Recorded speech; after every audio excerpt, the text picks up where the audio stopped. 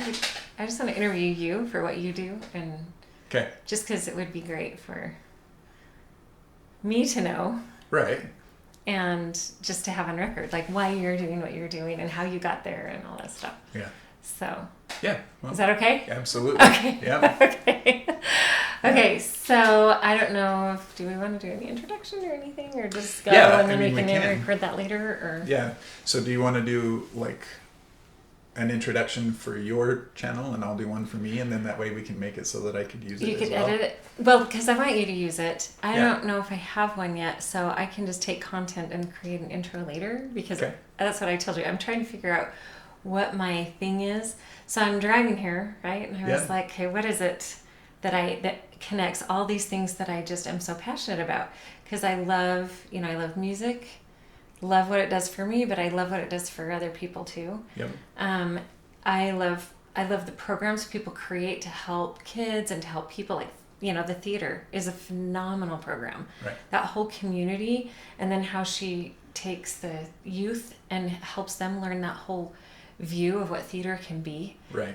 That's beautiful, right? Yeah. And then I have my summer camp, and I do that because I want kids to, that play musical instruments, to be able to have something that they can create together in a group and feel like they're part of something bigger than themselves. Right. And be able to feel confident Yeah. in portraying that to other people, even though they're scared at first, right? And Right. that builds character, and it builds, Of course. The other thing I love is connecting parents, right? So I want parents to see that their kids can do things that they maybe don't think their kids can do. Yeah. And to show them, I mean, not just to help them learn how to support and inspire their own kids to do what they want to do, Right. instead of telling them always like, go do this, Yeah, right? exactly. No, I mean, it's one of those things that I think is one of my favorite parts about being a parent, is when all of a sudden my kid's doing something that, whoa, I didn't know that you could do that. Right. Or I didn't know that Right. you even knew that word, Right. I mean, something like that. It is really cool to see Yeah. that you don't have to teach your kids everything. Right. That they know things we don't even know yet. We can learn from them. Right. And we can support that, you Yeah. know? And when I see parents that don't, it just makes me crazy. And I just think, okay, there's a different way to do this, you Yeah. know? And I was thinking one of my favorite things, which is so crazy, is I don't know if this is good or bad, but when I'm at the music store, because I don't work there, but I work for them. I run the programs. Right. So when I'm there and people will come in and return an instrument, it's like my favorite thing. So I'm like, oh, so why are you returning the instrument, And, because it always says something. Yeah. Oh, they're done for the year. Oh, we're, oh, well, did you know there's this summer program and this summer program? Or, and when they say, oh, well, I had one guy once. So this was just recently, like about a month ago. He goes, he won't practice. And I said, okay, does he like to play? Well, yeah, he likes to play, but he doesn't practice. And so I'm not going to pay for an instrument if he's not practicing. And so then, that's my I kind of get out my little evil, devil ear, horns, Yeah. but in a sweet way, because then I just, I ask questions to find out why, and, did you ever play an instrument? Right. And he said, well, yeah, I did actually. I used to play the viola when I was a kid. And I said, oh, do you still play? No. How come? Well, I wouldn't practice, so my dad took my instrument back to the store. And I thought, okay. I just gave him a minute with that one. Yeah. So you're doing the same for your kid. So he's going to be in the same place you are when Right. he's an adult. I used to play, but my dad took it back, Yeah. So I didn't even say anything. I just wanted him to have a minute with that, Right. right? Let him think about Let it him for a just minute. think Wait a about minute. that. Yeah. And then just, I just kind of started talking to him about different ways that we can, I said I teach a parent class on how to help inspire your kid to know how to practice. Would you be interested in that kind of information? He was like, well, yeah, but he won't go practice. And I talked to him about this whole, when we talk to our kids and say, go practice, Yeah. or anything with sports or band or, homework even. Right. When we do this, point our finger the other way and we go practice. Right. What are we telling them? Go away. Yeah. Go away. Go right. away. Right. And if we can learn how to flip that hand around, put our hand out and say, come show me what you're doing. Yeah. It's not our job if they have another teacher or a coach or somewhere, director that's over what they're learning in that thing. Right. Then that's the teacher's, the coach's job. Right. To hold them accountable or responsible for that. Our job is to support, right? Right. And so that's why I'm like, interesting. I really, really love helping connect parents with their kids that way. Like, give them a reason to go, oh, I don't have to be, go do this, because then, think on that. Why am I doing that? You're right. Because if my kid doesn't perform, then he looks bad. And if he looks bad, I look bad. It could be one reason, right? Right. And then that's kind of more of a not really authentic way to support our kids. True. Right? Because Yeah, we're not giving them a chance. Right. In their own, because teachers, coaches, how many kids do they teach at a time? Yeah. Can they really Lots. individualize like that? Right. My son, I actually pulled him out in 5th grade because of that. I dropped him off at school one day and I was so upset because he was supposed to dress up for colonial days because then the teacher was going to take off certain missing assignments if he would do this for extra credit, and he didn't. I got the clothes all ready for him and he comes out in the car dressed in his school uniform and I'm like, what are you doing? Yeah. She said she would take those missing assignments off. You need those taken off, and he just wouldn't say anything. He just sat there and folded his arms. He was all mad. Well, I was mad at him, right? Because I'm like, she said she would do this for you. And I chewed him out all the way to school. I drove him out. It was so bad. It was not a great parenting moment for me. And I was like, okay. I drop him off at school. I told him I wasn't going to come and, I didn't even want to come and help out because I had volunteered to help out at the colonial days for that afternoon. Right. And I was like, I don't even want to come, and I said, just get out. And I was not kind. And I drove away feeling like frustrated, but then I was also feeling awful because why do you say that to you? You should never talk to your kid that way. And I was driving away and I just threw my arms up in the air and I was like, what do I do? What do I do? And this thought came to me. It was really, really strong, powerful. You're expecting him to meet the expectations a teacher has of him that she has of everybody else in the class, and she doesn't know him. So here I am supporting her in her generalizing. Right. That's not my job, Right. My job is to individualize, right? Yeah. So, I'm just wondering here. So I was thinking about that, and I was like, okay, there's those kind of things that I love. So how does this connect with, music and the teaching that I love to do, and then over theater. Just a little bit more. This way. There we go. Is that better? Yeah, that way it's a little bit more even though I'm closer to the camera. But it's actually pretty. It does a really good job of. Okay. Yeah. Yeah. I was just thinking about that part as you're going through. I'm like, this is all good stuff. We need to be recording all of this. So I just thought, what is it? Because, Paul and I have a lot of similarities of the things that we're passionate about and the things that we love, even though it's a little different. Like your passion is theater and you do that. I love theater. I want to do more theater. I'm scared to death of it. And I haven't really had the support and even know what to do to be able to do it. Growing up, I never did. And even though I wanted to so bad, I actually auditioned for when I was a senior. I finally had the guts to audition for the school musical. Yeah. And I made it, and then the music director and the drama director got in a fight and they canceled it. So I never got to do one. Do you know what I mean? I was like, that's interesting. Okay. So what did that do? That added to my story. See, right. Anytime you try, it's not going to work. Mm-hmm. You're not really good enough for somebody to run a program for. You're not really, they're just these things. Isn't that interesting how our mind works that way? I know. It really is. It just blows my mind that we put so much emphasis on the things that other people's perspectives or other people's actions have created in our lives, when really life is available to everybody. Why are we limiting ourselves just because someone else had an opinion or had a perspective? Right. Yeah. Because we take everything so personally, or we're looking for ways to tell ourselves we're not good enough, or we aren't qualified enough, or whatever our insecurities are, right? Exactly. That we feed off of, so that we don't have to do the scary thing and be brave and actually step up and do what we really want to do that we love, right? Right. So I don't know. Yeah.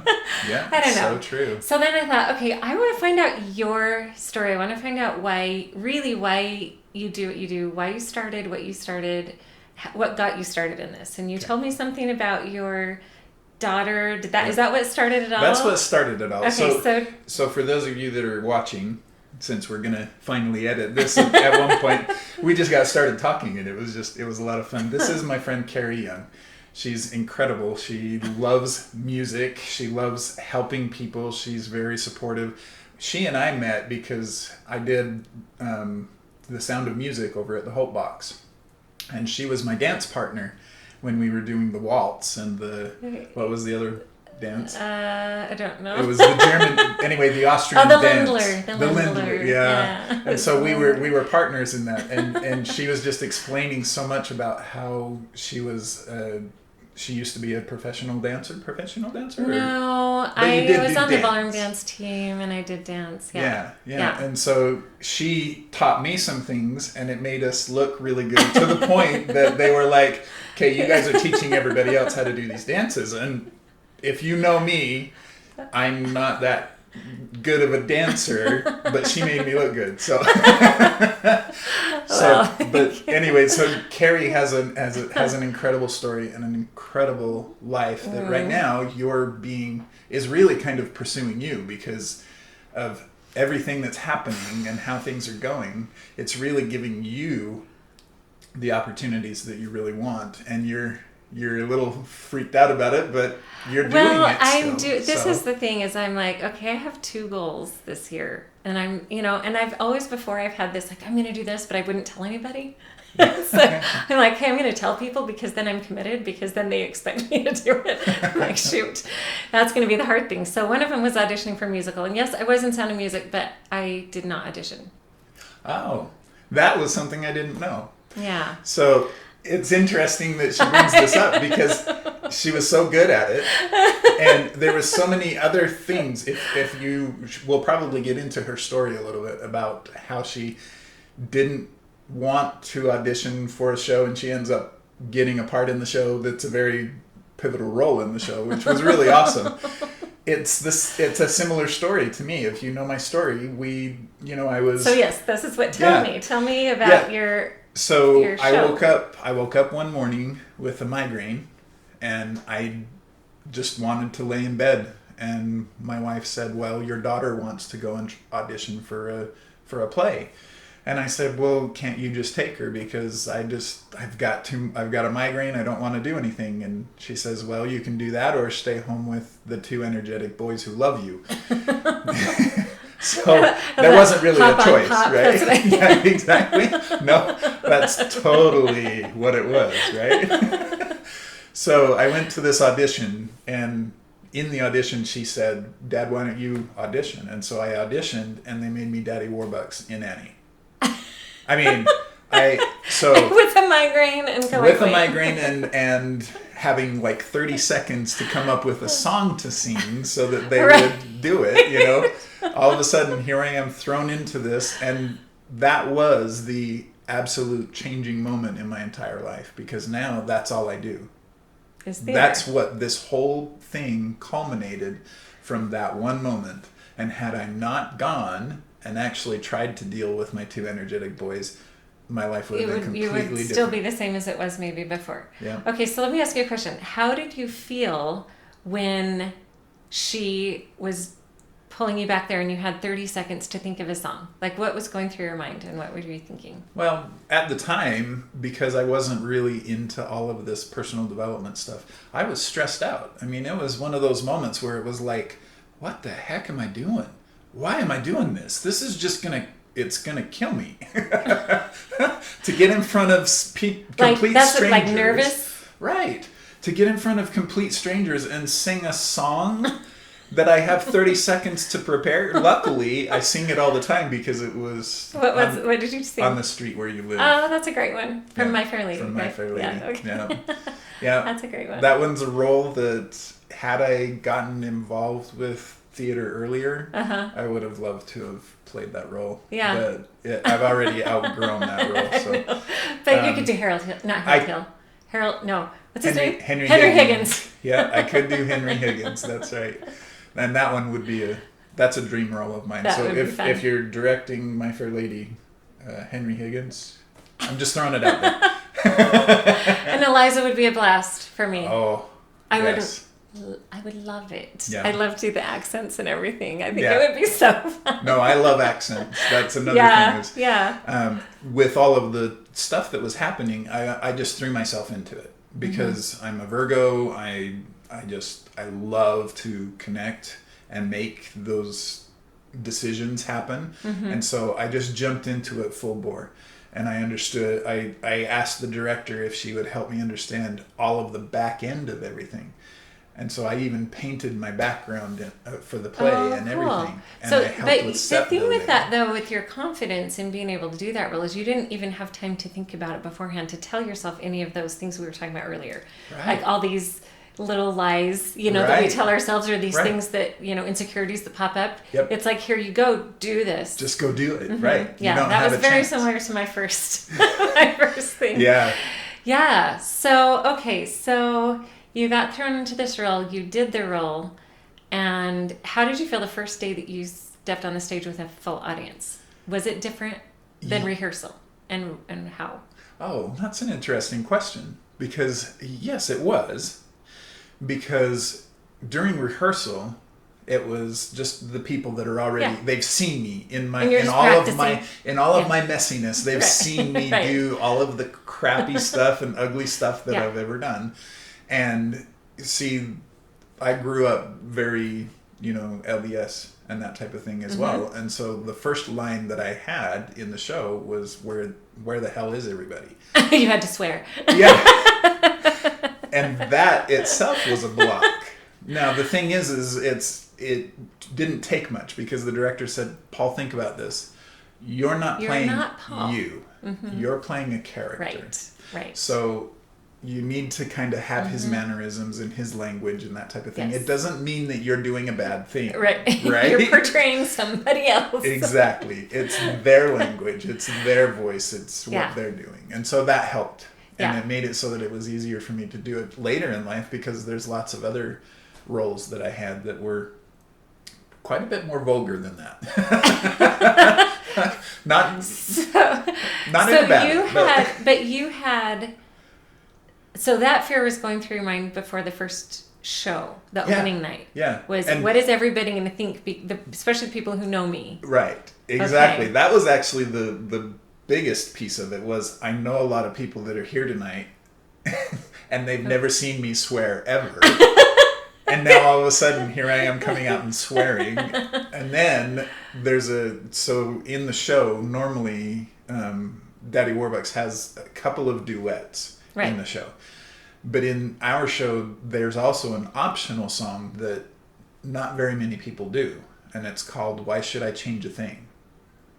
And did they do that one? They did it for that one. And it's a complete solo. He's out on stage by himself, no one around him. Okay, and I don't know if I've heard it. he has to react to what he's trying to deal with. Oh, right. How he's been. Yeah. And how he's going to be for this little orphan that he's got in his home. That now all of a sudden he's deciding to adopt.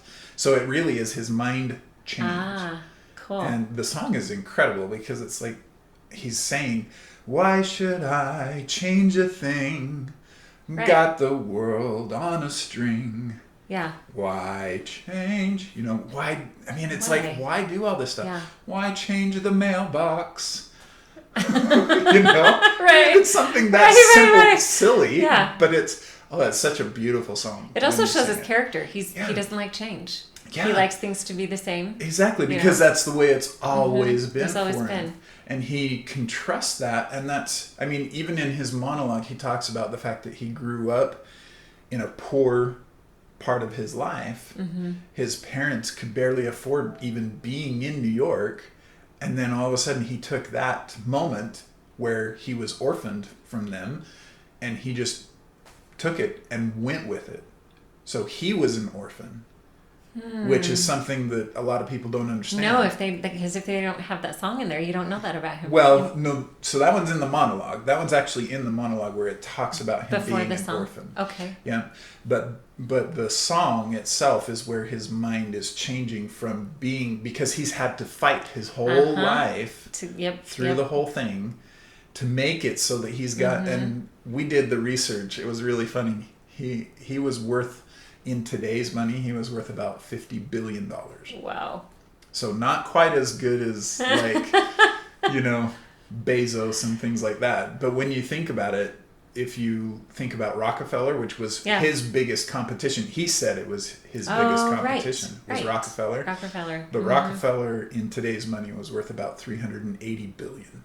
So he makes all of the billionaires today look like chumps because he had way more way more money. Wow. So that was something. See, that's what I'm saying is I just threw myself into it. And when I threw myself into it, I also started seeing that my daughter wanted to throw herself into it. So into her role. Yeah. And was she an orphan, or what did she play? She really just played in the ensemble. So she played, she didn't play an orphan, but she was played like a housemaid. And and then she pushed around FDR. FDR, right, okay. She played Hal, I guess, is the name of the character in the show. And so she had some lines, and she and I did some scenes together, and it was a beautiful thing. But as she was going through the whole process, she started to change in her real life too. And she stopped having other people affect her in certain ways. So she started gaining confidence in who she is. Exactly. Yep. Right. And so that was something that I was like, there's something here, and I have to do some more research. So I took that same brain that I've always had of, I got to figure this out and figure out what to do, what happened. And so that's when I go in and I took all of that information. I found several gurus, including a psychologist by the name of Izzy Kalman, who had a program, a psychological system that he had created that creates bullies to buddies, is what he called it. And so it changes the way that they think. And I used that same thing, but I adapted it to the theater. To theater, yeah. And I said, if you have lines that you can give to this bully that's being your bully, then you'll show confidence. It will show the confidence. Even though you don't have it, it can show that confidence. And it can make it so that the bully goes, oh, well, this guy's more not work. Easy. Right. I'm not going to do this. Right. Not easy to one up or to make feel inferior so I can feel superior, or whatever it is, reasons that bullies do. Yeah, whatever their reason. And a lot of times the bullies are not really doing it for... Well, and I was going to say, a lot of times our bullies aren't intentional bullies. Right. But in our perception of our lives, that person's bullying, or it can seem that way because of how we feel. Exactly. And so learning how to take that, and I think that's what you focus on, right, is taking how you feel about something and changing it and building your confidence so that even if a bully is intending to be a bully, you don't feel bullied. Right. So you know what to do. Your perception changes. You can have confidence in who you are, and you don't have to be pushed around by... Okay. Yeah. Okay, so then how did playing that role and maybe subsequent roles, how does that change how you feel about yourself? Or has it? Yeah, I mean, it definitely has changed a lot of things. I've taken from every single character that I've played, and this is my 27th show since I started. What's your 27th show? Footloose. Okay, so you're doing Footloose right now? Yep. Oh, okay. I didn't know you were in Footloose. Yeah. Okay. Yeah. I play Reverend Moore in Footloose. Oh, that's right. You did tell me that. Yeah. You do. Okay, 27th show. Okay. 27th show. And so each character that I've had, and I mean, out of the 27 shows, not all of them were characters, because I did set building and painting and, which is all a part of becoming. Yeah, exactly. But I took something from every single piece of it. I mean, as well as I always considered myself an artist, but I never really thought of myself as like this major, really great artist. And then when I painted the background for my mansion, in Annie, your first one, had to be done in a specific amount of time, right? Yep. Then all of a sudden, my mind shifted at that moment, and it was like, oh, there's people that are relying on this, and if I don't get this done, there's a problem. Right. And so I thought, I need to get this done. And so I kept working at it and kept working at it, and it was just getting ahead of me. And people were like, when are you going to get this done? When is this going to be done? And I'm like, I don't know that I'm going to get it done. I don't know that I can get it done because it's so by that big. Deadline. Okay. And it was such a big project because I was making it so that it was dimensionally, like, it was a flat wall, and there was a piece that was the size of this table, so like 2 feet wide. Okay. Of a space where people could walk, and that was it. And then there was a wall, but you had to make it look like an expansive mansion that went back like hundreds of feet up in the air and had this huge staircase and everything. And so I did it so that it has like this really dynamic movement that went back. And you showed me the picture, and it's pretty incredible. And so it was really fun to do. Yeah. But yeah, it was one of those moments where I was like, there's no way I can do this. And so I thought for sure I was going to fail at this. This is something that I'm just going to do a horrible job at. No. And guess what ended up happening? And this is also something that I've learned since that has compounded itself over so much time. And that is the connections that I had with other people. Okay. Instantly became apparent because when I said, I'm not going to get it done, they're like, well, let me help you. Okay, so others stepped in to help where you weren't even thinking of that because I thought it's my responsibility. Right, but you also have a vision that nobody can see until it's done. Exactly. Right? Yeah. And that's why I was laughing when you're doing this, saying this, because I do that all the time. I have these things and I can see it finished, and then how to get there, and sometimes getting there, and especially if it's got a deadline. Yeah. That's what's going to get it done, actually. The only things I've actually created were things that had deadlines. Yeah. Or at least I gave them a deadline because it was important to me to have it done by that date. Right? And then it ends up, and then people go, oh, that's what you were thinking? Right? Oh, that's what you were doing. Yeah. I know. But you just, and you don't even think, oh, I can ask people to help me. Right. Right? Because you're just thinking into this whole, like, this picture of what it's supposed to be, right? And the funny part is that it never stops, meaning that doubt that you're going to have those people come and help you, that continues all the time. Now, the thing about it is that it always disappears very quickly as soon as you reach out and you do the action steps. Okay, that so go I toward it. haven't learned that yet, I will tell you. It is very, very hard for me to reach out and ask for help, mostly because I don't remember to, right? Okay. This whole thing of like, I've got to get this done. And then second, because when I actually have delegated or asked for help, I don't get it, or it falls through, or people don't come through with what they say. And so now I have a big trust issue with delegation, right? And I'm like, I don't really know. Do you believe enough in my vision without seeing it to be able to help me with this project, right? And so that's something I would be interested to know. So here's the newest piece to that is that I reached out, or I did a show at Farmington. I did Murder on the Orient Express. Cool. Yeah. And when I was doing the show, as I was in the process of doing the show, they were saying we have to have someone do the beginning announcements, right? And that means you have to improv. There's like no chance of doing anything else. Somebody go, so it was opening, go out there and tell everybody what's going on, who the sponsors are, right. And let's get the show started. Right. And so as I'm doing this whole show and everything, then the director says, well, Paul, you could do that. And I was like, I can, okay.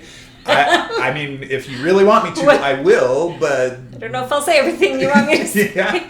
I'll work on it, Yeah. But I did it, and the funniest part is it became so much fun for me because I did it in character, and it was so how fun! Hilarious. I even have the video what a of good it, and so I'll have to show you that, but it was so much fun. Okay, so how did you learn then? So, to ask when you got asked. Is that what you're saying? Somebody asked you? So it began with that. Okay. But then the executive producer for the show, who works for the city of Farmington, she came to me later and she said, hey, Paul, how would you like to direct a show? And I was like, what? Really? Wow. And okay. so I said, I would love to try that. I mean, that would be my next step, right? Because I've done everything. I've done stage managing. I've done sets. I've done, You've been in it. Yeah, I've been in the show how many times. Right. And I've never done directing ever. And so I was like, okay, sure, I'll try it. And I said, just out of curiosity, why did you ask me? Why did you ask? Yeah.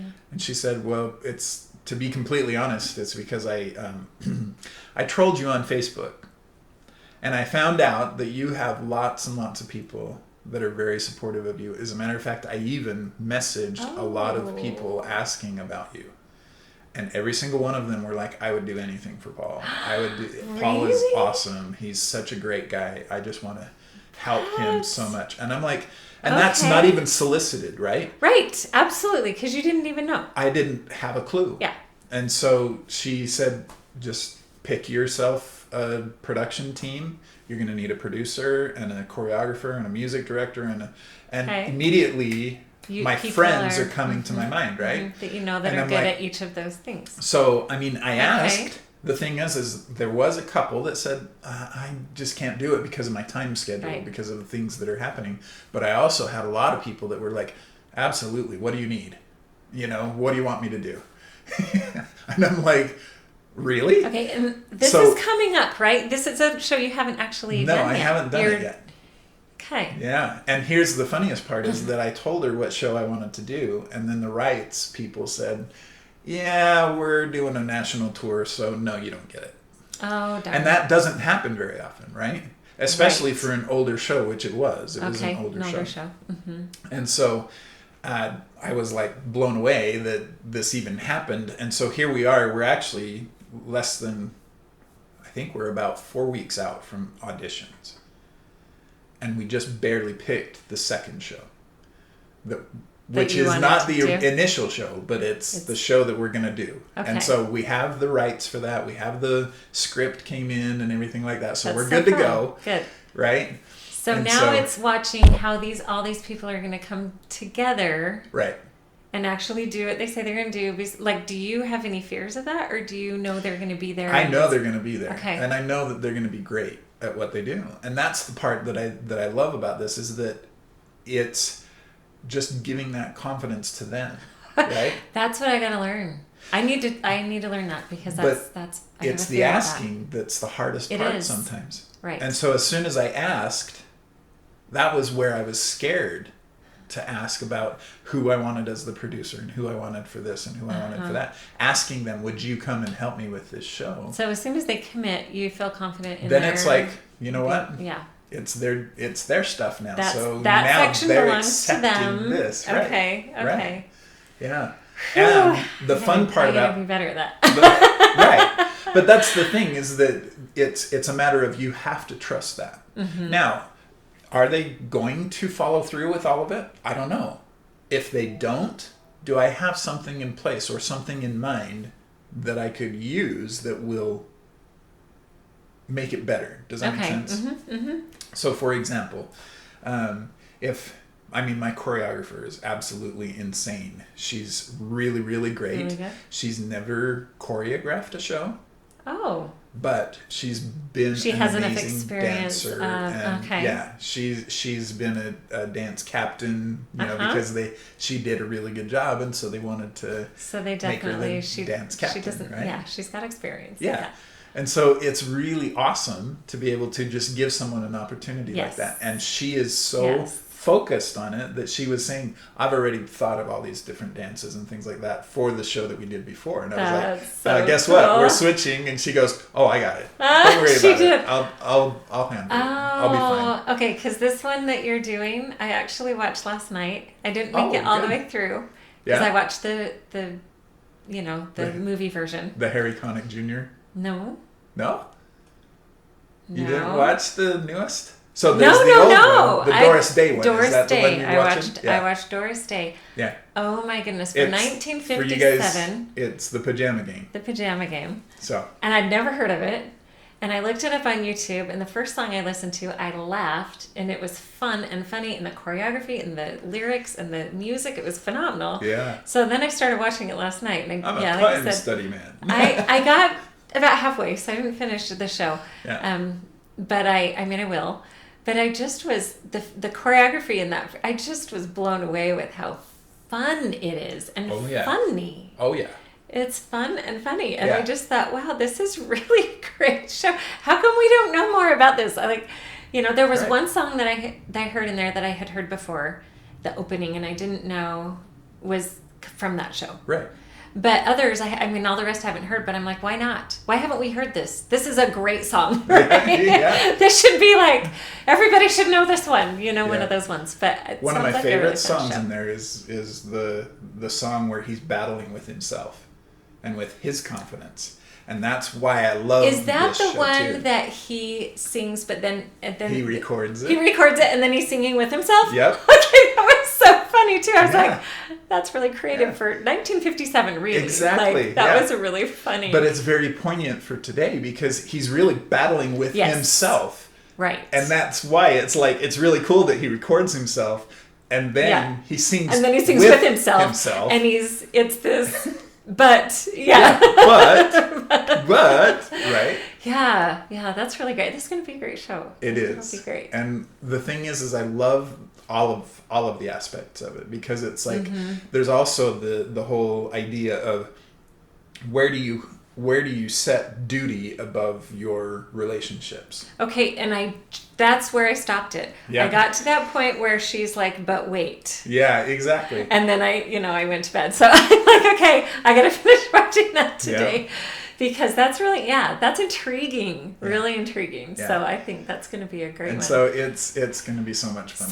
So do you like the part of theater, and let's say more specifically like shows, are you more drawn to shows that have, I mean, maybe, I don't know if you want to kind of put these in order. I'm trying to ask you to like, what's your very top thing?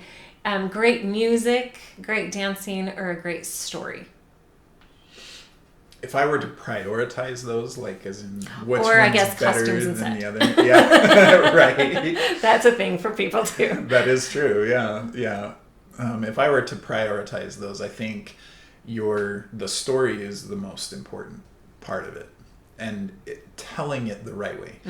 Because a lot of times, and even as thespians and people that have done acting a lot, they don't understand that what they're really doing is portraying an emotion and helping people to escape their life right now. Yes. Make sense? And they're setting it up so that they can kind of go, oh, you know what? This lets me release out of something. Or even if they're dealing with something in life, it becomes apparent through the story that they're seeing. And then they're like, oh, wait. So they're going through something similar to what I'm experiencing right now.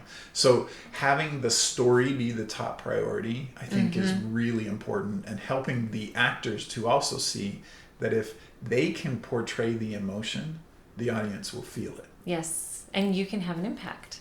Exactly. And I think some of the most, I just use that word impact, but impactful, maybe iconic shows are ones that the songs are written that everybody can relate to. Right. This one person is having this one issue with this one thing, but the way that the lyrics are written, it can be so relatable, right? With so many other people that you're going, that when you're sitting in the audience watching, you go, I feel that, right? It's like, And the coolest part is that music would be the second piece. Because you can tell the story, but the fastest way to get to an emotion is through music. Because I agree. It connects, because it's also vibration. It is vibration. And that's the part that I think people, they feel it and they go, why do I feel this? But it's because the vibration of the music is impacting them. And that's another one of my passions. I really love the whole vibration thing with music. So to help you understand when we're doing these auditions, and I've heard one other group that I know of that's doing this. Oh, really? Okay. The auditions are all going to be just like normal. But the callback, we're going to teach them the songs that they have to come in and sing solo. They have to come in and sing them solo. But when they come in, we don't know who's in. You're not going to see them. We're going to be behind a curtain. So you're just going to hear. So that all we can do is hear, and they have to portray the emotion through the song. So that's the emphasis that we're going to be putting on. That's really cool, because I'm thinking, if you can't see their face, how do you know? However, if you can portray it, you don't have to see. You already know. Exactly. What they're, Why do you think The Voice is so popular? Oh, right. That whole blind auditions. Yep. Yeah. It's because they're trying to feel, and the people that get the chair turns are not necessarily the best singers, but they're the ones that can portray the emotion through the song. Mm-hmm. And then they can work with them. Because those are easier to work with if they know that they can connect to the song. Well, because when you sing, you connect to your audience. If you want to be somebody who can impact people through your voice, you've got to be able to connect to your audience, or you're not. Nobody's going to want to listen to you. Right. So I get that. And so that's why that's going to be an emphasis. And then as we go through the whole practice process, the biggest impact that I'm wanting people to have in their mind is, yes, these are words on a page, but what emotions are supposed to be involved? Yeah. In this. Right. And have you seen, like I have, but I'm wondering, have you noticed, you've seen, let's say, My Fair Lady. So you see it portrayed by one. Mm-hmm. I guess one I'll do is Joseph in the Amazing Technicolor Dreamcoat. A very favorite of mine. I love that one, right? I've seen it dozens of times. Right. And one of which I walked out of because I hated it. Right. I hated how they portrayed it. All the, music and dancing was great, but the way they portrayed the story, it really turned me off, and I actually walked out. And it was a professional version, which was it was not a small community version. Wow. It was very interesting. But that was only one. The rest, even the high school versions I've seen, it's just so fun that the whole cast gets into it. It's really fun. But have you seen a number, say, like Close Every Door to Me or something, portrayed by one actor and portrayed by a different actor doing the same song in the same role that hits you differently because of how their interpretation of it? Absolutely. Okay. Absolutely. It's really interesting because you bring up Joseph. Mm-hmm. So I had graduated high school, but they asked me to come back and play the drum set for Joseph. Cool!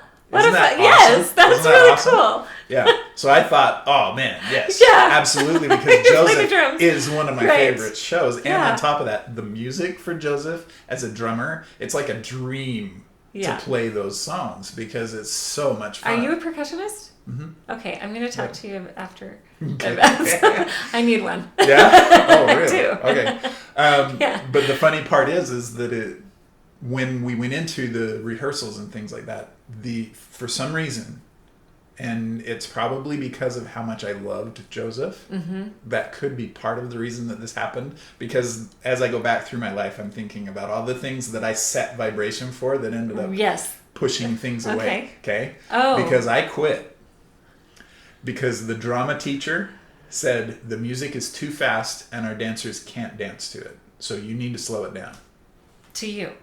To the entire orchestra. Okay. The whole pit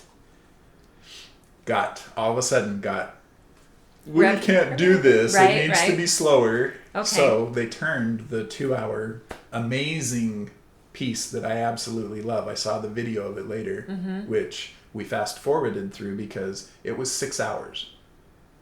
Because he slowed every song down. What was 6 hours? Joseph and his Technicolor Dreamcoat. They did the performance, and it took 6 hours because he slowed every one of those songs down. Because he said the dancers couldn't dance to it. Now, so benefit of the doubt, he was an older guy, and he actually ended up dying about 2 years after that. And it was very unfortunate. But the thing is he got it into his head that was something like that. Now, the point is that this also brings me to remember your role. because as the drama instructor, it's not his role to dictate how the music is played. That's true. It's not his role. That is the director of the orchestra. It's the music director. Yep. They are the ones. They've been given that. That's why they're that. That's director. their envelope, right? They get to decide. Exactly. And when he says, "Oh yeah, let's slow it down," now he's given power to the drama teacher or the director, and that's not okay, because that means you've given up all of your power to change, to make right. Well, and choices. then when you have different people as a director, and you've got different things that are delegated because they have to be, right? Yep. You know, like you said, the producer, and then you've got the choreographer, and you've got, you know, the music director and all that. They don't trust you if you're taking power from one and giving it to another, or taking it for yourself. Right. So then how do you get them to work with you again? Because they may not, right? Because they have, oh, well, what if I do this because I'm feeling... Yeah. You know what's interesting? I actually had something like that happen to me. Yeah. So I was... Do I say the music director? I was the nursery... No, I was the primary chorister in my little church, right? Oh, okay. So I would go into the kids and I would do singing time with them. Right. And so we had to get ready for this presentation in September, and it was May. And so I would go in and teach these songs to these kids. Well, the president of the whole the kids organization came to me and she said, we don't have time for the kids to learn all the verses of all these songs before September. So, we need to like cut it back and only like do one verse. And I'm thinking, okay, no. Well, and I just felt I felt her taking that from me, right? Like we were talking about, like I get to decide that. Right. And I get to show these kids that I have confidence in their ability to learn because I have confidence in my ability to teach. Right. And so I kind of did a thing, and I showed her these kids can learn all 4 verses in 1 week. Right. And I changed it. I put them all in a circle, and we talked about what they meant. We talked about the words and what does that mean? And then we learned the song, and they had all 4 verses down in 20 minutes. Right. So I was like, that's just one song. These kids can learn this. Right. And I didn't want to throw it in her face like that, but I wanted her to see that your lack of faith in these, or belief in these kids to be able to do something, comes because you couldn't do it yourself. Right? Or you don't see how it can be done, but you're not a music person. Right. And you're not a kid. Right. So, not that I ever said these things to her, but I was thinking, it's not fair that we as adults do that to kids, especially our own, which kind of comes back around to my whole thing with parents. Yep. Can we please see that kids can do more than we actually think they can do? Right. My favorite parents to work with, and it's about probably 80 to 85% of the parents that I work with with the kids that I teach. Teach a lot. I taught at 5 schools last year. Oh, wow. And orchestra. 5 orchestra groups. And that's just last year. So over the 17, 18 years that I've lived here, I've taught groups. And before that, I taught too, private. But just the greatest respect I have is for the parents, those 80 to 85% of the parents who support their kids in doing an instrument because the kid wants to, and they don't have a clue what to do. Right. I'm like, good job for you. Yeah. You're like, I want them to have this chance, but I don't know what to do. How do I help them? Right. And then I can help. Then we can help. Then we can make that connection. Here's what you can do. Here's the best way you can support. Here's, how to help them feel confident. Like whatever they need to help them practice or whatever, right? Let's give them something and not take it away from them, because there's the other ones who go, well, I couldn't do it. I don't see how there's any way you could do that. Oh, you sound terrible. It's been a month already. And this whole like, I don't believe in you because I don't see how that can be done, even though you might really want to do this and believe in yourself. Right. So we cause issues, which maybe is why I'm so passionate about wanting to create connections, is because mine, I think, was cut off. I remembered, I started after our conversation last week. Yeah. I was remembering as a kid, I actually performed. Oh, yeah? I remembered a couple times where I was on the stage singing to a group of people. I don't even remember. I think one of them was a group of the women in our church organization. They all got together and they had me come sing. Yeah. And my mom played the piano and I was 5 or 6 years old. She made me this cute outfit and I'm singing like no restriction. Right. And now I can't do that. I have a very hard time singing with no restriction because I have some kind of subconscious block that's telling me that I can't do it. So there's an interesting, as you're going through this whole piece, it's the interesting idea that what psychologists call projecting. Okay, right. Because they're projecting a limitation onto someone else just because they can't do it. Yes. So that was one thing that I wanted to point out. That's is that dangerous. It is. So but how do you feel about you that? do it from the moment they're born. Yeah. Because you're saying, oh no, don't get up on that chair, you'll fall. Oh no, don't do this, you'll fall. And that's projecting a limitation to them. Yeah.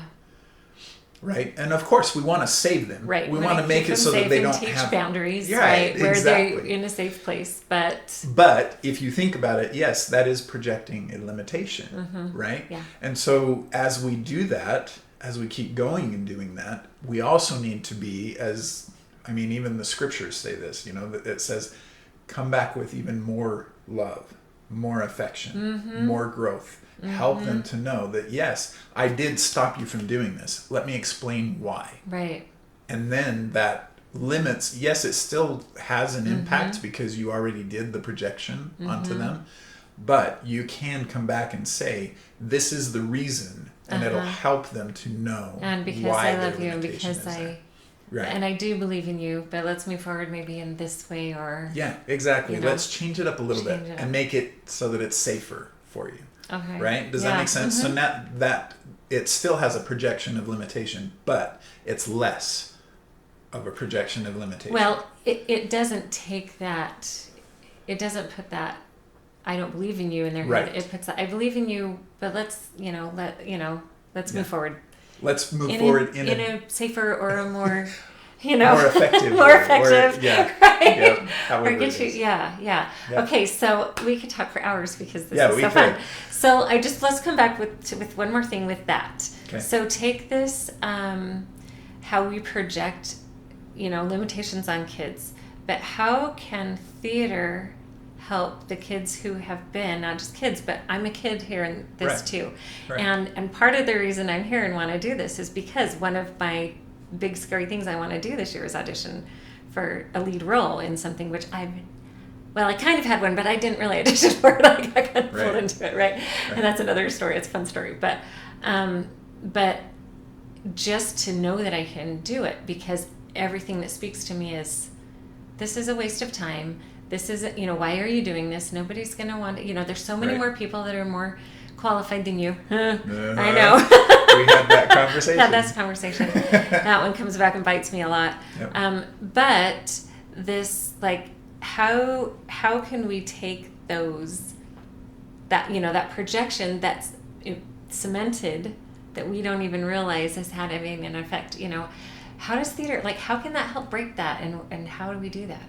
So, interesting question, because really it goes back to when you didn't audition for Peter Pan.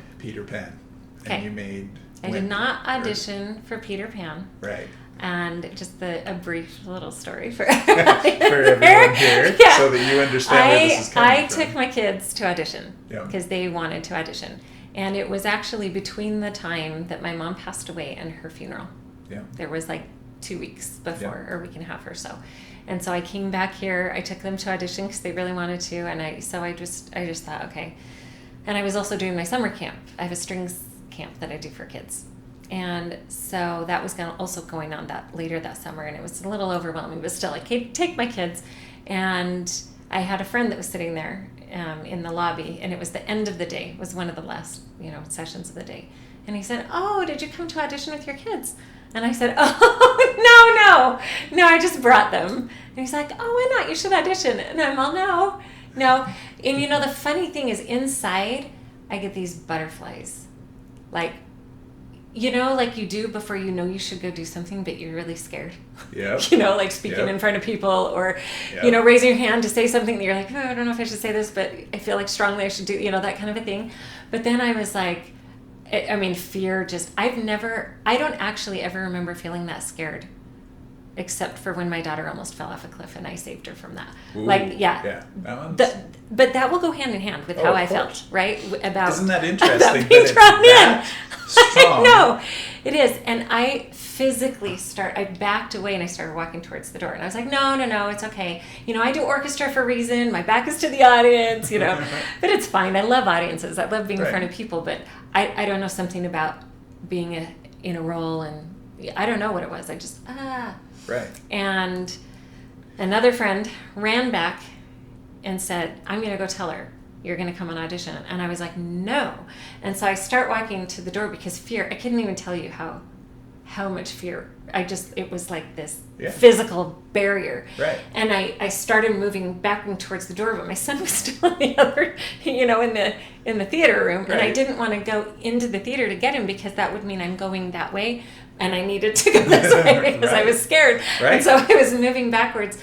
And he went back to go tell her, and I wanted to be gone before he got back. But I couldn't get my son to come fast enough. I was like, Anson, let's go. You know? And then the last person to audition was just coming out of the hallway, right? And it was Joseph Nichols. Is that his name, right? Yep. He goes coming out. I didn't know him at the time. He's coming out, and he sees the guy run back and ask, because he's halfway down the hall. And then he looks at me, and he's like, is that you? And I was like, no. And I'm like, Anson, let's go. And in a complete panic. I was in a complete panic. Right. I really was. And when I panic, I freeze. Right. So I don't, you know, but I was just like, you know, he comes around, he grabs me by the shoulders, and he turns me around. He starts walking me down the hall. And I was so scared. I couldn't even. Yeah. Yeah. So. Let me just double check, make sure we're still. Yeah. Okay. So I get back there, and I just. You know. Yeah. Oh, great. Nice to see you, Carrie. What are you going to sing? I'm like, I couldn't even talk. Right. I couldn't think of any songs I knew. Like nothing, you know. And so they asked my son, who was, oh, Mom, you're auditioning? And I'm like, what did you not see? What just happened? You know, I just got dragged into this. And he goes, well, they were like, what songs does she know? And he goes, well, she was singing Sound of Music this morning. And so they were like, can you sing Edelweiss? And I'm like, yeah, I mean, I know it, but right. Right. And so anyway, I get called back. I did it. I get called back for Old Windy, which is at the end, you know, the grown-up Windy, I should say. Not old, but grown-up Windy. And, which is great, because then I just have a few lines that I get to speak in accent, which is super fun if I get the part. I'm sitting there, and they came in, and Sadie came in, and she saw me sitting there. Because, you know, they weren't doing callbacks for my part yet. They were doing all the other main roles. And so I was just sitting there. And she said, hey, can you come help us for a minute? Sure. So I walked back, and they just needed somebody else to stand in for Mrs. Darling. Because there was all these kids. There was probably 12 to 15 kids in line for each, you know, Wendy, John, Michael, Peter, right? So we have to do this song with them and give them all a chance, but there was only 4 called back for Mrs. Darling, so they just wanted another one to have, you know, give more of a chance. So I was helping. Yeah. And if I'm helping, and it wasn't scary, right? Because I was just like, I'll just help, right? And then I did get the role of Mrs. Darling, Isn't that funny? I mean, it so relates to the same story that I told, and I mean, it's so that's why I love the theater. When you ask that question of how does it help? Well, in one way, so when someone auditions, right, they are really putting themselves out there for judgment, right? It's so vulnerable. Yes. So that by itself is something that I love and something that I would love to celebrate. But not that you love to do. So you love to see happen. I used to not love it. However, I changed my perspective, and this may help some of you. My perspective is that I have the talent. I have the ability. And if I go in there with a thought of, I'm putting myself out there for judgment, for someone to put me down, then I will always feel nervous. Right. Right? But if I go in there with the aspect of, I'm just going to go in there, sing a song, have fun, and whatever happens. Right, And because I'm it's up okay to the with director, and they look for, you never know what they're looking for. Yep. Right. Yep. So that's how I approach it now, and I just go out and have fun. You just go have fun. So Okay. it doesn't bother me Okay. anymore. But that takes some time. It's not something that I learned overnight. Okay. How many shows have I done? 27. So it takes a few times doing it. And I've done two, and I didn't audition for either one of them, really. Exactly. Yep. I didn't choose to audition. Yeah. So I mean, I've been on that side, and the thing about it is that when you go in there with a nervous feeling, of course they understand, right? And they know. But here's the thought that you have to go in there with: is do you believe that you can be in whatever role it is that you're auditioning for? Do you believe that that's one of your roles? Can you see yourself doing Can you that? see yourself as that role? Okay. Okay.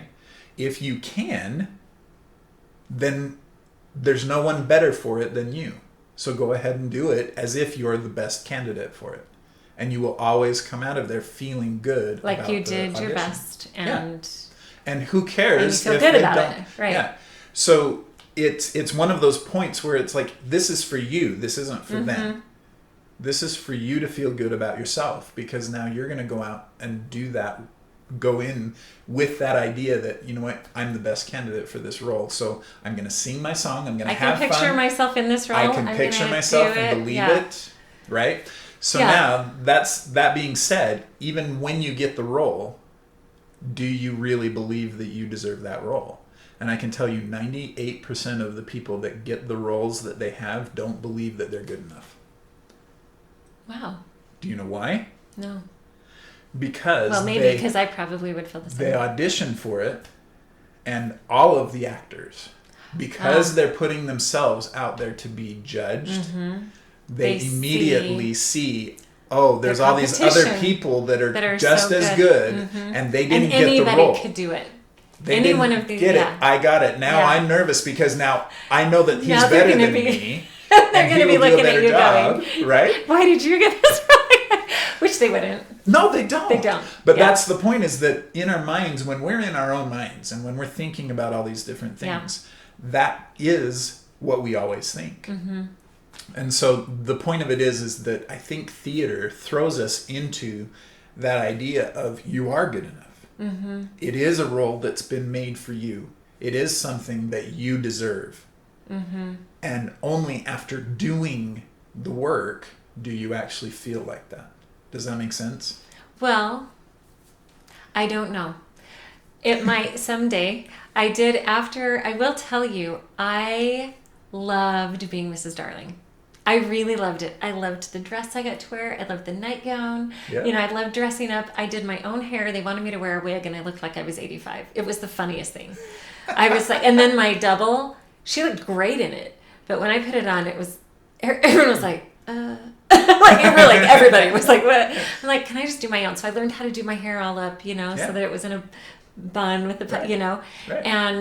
And it was so fun. And I had a couple girls, like little girls that, came to see the show that I didn't know, they were just seeing us after. They wanted a picture with me, and they wanted to have that, which helped me feel like I did a good job portraying the role that I was doing, because they connected with that and they liked that, and they, besides maybe the pretty dress, but they were like, you were a great mom, right? Like, I was a great mom. I played that role well. Right. So I actually, and maybe because of what I was going through, and during the run of that show, I actually also lost my cousin. And so there was a lot of hard things, right? Right. That year with my mom, and then, but if I think the show helped me get through that, exactly. or at least maybe distracted me from it, yep. right? Yep. To the point where I actually did audition for the next show, yep. which was Scarlet Pimpernel, and I knew I couldn't do the show, and I knew it was too big of a show for me and maybe my voice, but I knew that I needed to do it for me just to audition. So that was actually what I was going to bring up next, is the audition in and of itself can help that perspective of ourselves and how we feel about what we can do. So even auditioning and feeling like we did our best is a better, because we can't predict who's going to decide what on who No. gets what role. But we can do enough of a good job so that we can feel better about ourselves and build that confidence anyway, even if we don't get the role. Exactly. Right? Yep.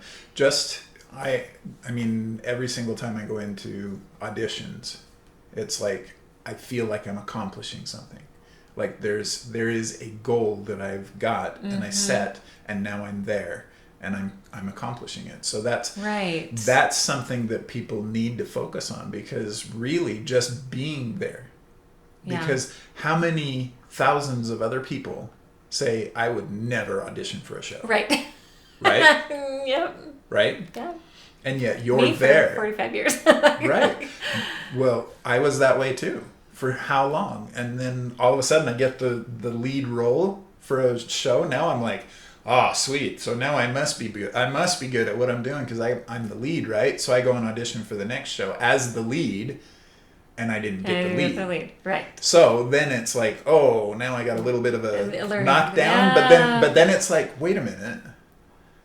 But why did they put me in the position that they put me in? And it was because I was funny in the way that I was portraying that part of it. And so then they were like, oh, well, now wait a minute. So you find all of the really cool things that you're able to do that nobody else can do. And you notice why they put you in the specific roles that they put you in. I actually, to be completely honest, I love playing in the ensemble. Oh, it's so fun. Because two things. Number one, it's a lot less pressure. Right. For one thing. And really, I don't. You don't have to remember. I've done it long enough that I don't really feel the pressure too much anymore. Yeah. But the fun part about it is that you're telling the story. Everybody thinks that it's the leads that are telling the story. Only when they're by themselves on stage are they telling the story. When there is other people on the stage, it's the ensemble part of telling that is telling the story. Mm-hmm. It really is. Yeah.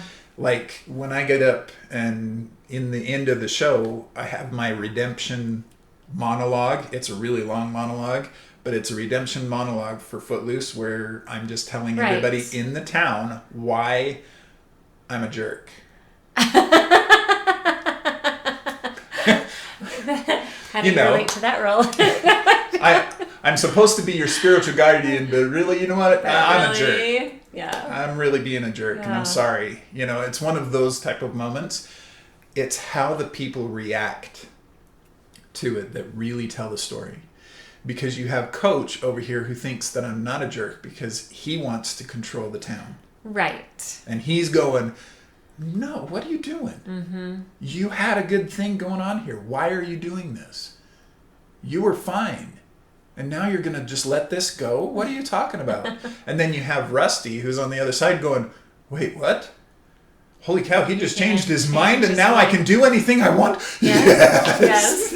Right? Right. That type of... Right. And so, but it's that story that has to be told, right? Mm-hmm. And it's not my monologue that's really telling the story. It's all of the reactions that everybody has. Yes, that's true. That's true. So everybody's a part.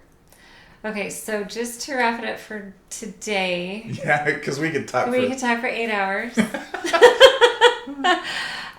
What advice would you give to people who, like me, maybe, who feel like I want to, I feel like I could, you know, what can I do to learn that theater can be a place where I can actually grow and not feel judged or, you know what I mean? Okay. Limited. Yep. How can I feel unlimited in the theater? What can I do to help myself get to that point? Okay. Well, number one, first of all, you're judged every day, but the worst judge is yourself. And that's true for me. More than anybody else, it's true for me, right? Aren't we all, though? But that's the point, is that you're the worst judge. Now, the other thing is especially if you're going for a specific role, if you feel that that is a good role for you, then who better to be in the role than someone that feels good about that role? Okay. Make sense? And if it's not you, then who else? Well, it could be anybody else, but they could also not be as good as you. But because they tried, they auditioned, Right. they made it. And if you don't, just because you think, you miss out on 100% of the roles of the that you don't shots audition that you for. don't take. Right. Yep, exactly. But the point of it is that they're the challenge is always wanting to grow, because that's just in our nature as human beings. We want to grow, we want to get better, we want to do more. Mm-hmm.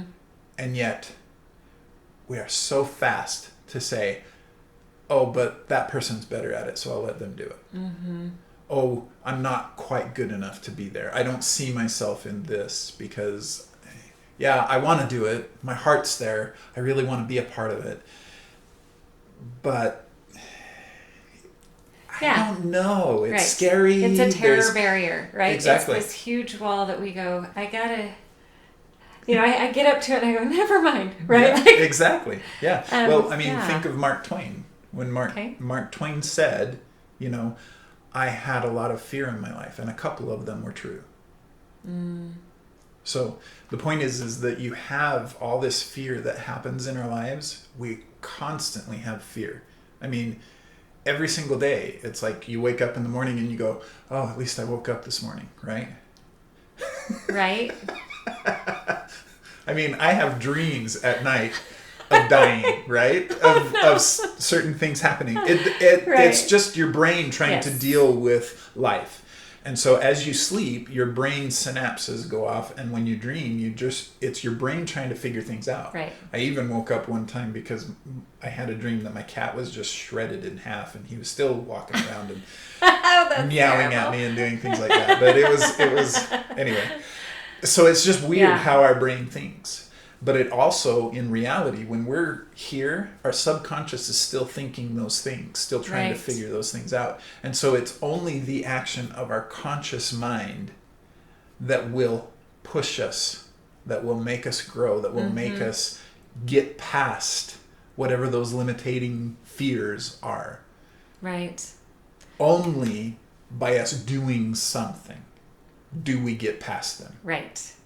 To facing that and doing something. Yep. Okay, so then I thought of other perspectives. Okay. So that's very, very good. And if I know that somebody else feels that way, I'm going to do what I can to help them. Help them. Yes. And so then it's only fair that I give that to other people and start believing them. Right? Did that come from the time that I told you you're withholding blessings? You're withholding blessings, yes, from other people to be able to do that. And I actually saw this one, I'm going to audition for a lead in a show that's in December, and I don't know, it scares me to death, but I've decided I'm going to do it whether I'm scared or not. Yeah. And the thing that helped me decide to do that was picturing all the competition, right? There's only one role, and it might be a double cast, but how many dozens of women in our community would be eligible for that role that have way more experience than I do, that have, that could be cast as that. Right. That gives legitimacy to my fear, really, in my mind. Right. However, like what you said, if I can take that and picture myself in that role, which I can very easily picture myself in that role and being very good at it. And what I decided to do was I pictured being there at auditions with all these other women, and the first thing that came to my mind was them going, what are you doing here? Right? And then I caught myself, and I was like, wait a minute, but would I say that about anybody else that was there? No, anybody that's there, I'm going to be like, that's so great that you're auditioning, right? And you feel like you're kind of a team, even though only one or two of you get the role, right? Exactly. But then I had this picture that I didn't consciously think of. I don't know, just a little vision or, thing that came to me, that all the women, we were gathered around in a circle, and two of them, that was on either side of me, had their hand on my back, and they were all congratulating me for getting the role. And they were so genuinely happy for me. Yeah. And that is what helped me go, I'm going to do this whether I'm scared or not. And whether I get the role or not. Because that's still not up to me. But me feeling like I can be good enough and having even my competition be happy for me, Yeah. even for doing it, you Right. know, gave me that, like, I'm doing it, right? I'm going to do it. Right. Right? Right. So, Well, let me ask you this. So, being that you've been in a few shows, have